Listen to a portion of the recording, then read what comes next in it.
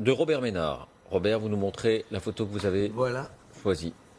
C'est la nouvelle patronne de la francophonie, de l'Organisation internationale de la francophonie. Elle est rwandaise, elle était ministre des Affaires extérieures, on ne dit pas étrangère, au Rwanda. Attendez, c'est Vous invraisemblable. vous en félicitez? Bah, attendez, vous rigolez.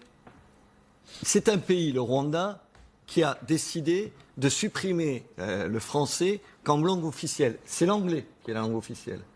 C'est un pays qui a adhéré au Commonwealth.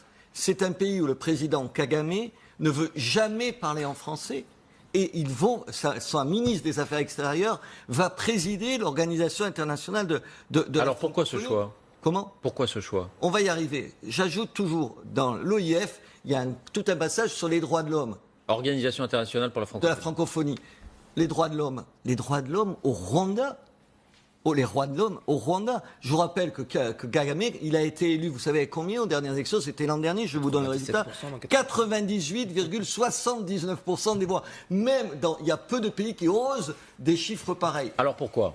Mais pourquoi? Parce que c'est un deal entre la France et le Rwanda. Le Rwanda, depuis le génocide, depuis l'attentat contre l'avion du président Habyarimana, le président Hutu de l'époque, dit que ce sont les Français qui ont protégé les Hutus. C'est un deal.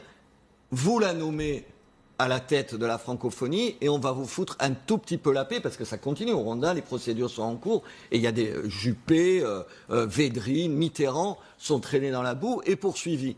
J'ajoute, pour la petite histoire, que nous avons, et j'espère que ce n'est pas ça qu'il y a derrière, que nous avons ici une procédure contre les amis de M. Kagame. Ils sont inculpés en France dans le déclenchement du génocide et dans leur responsabilité.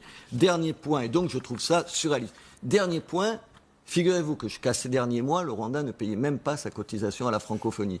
Mais ça n'empêche pas de devenir la patronne. Romain Goupil.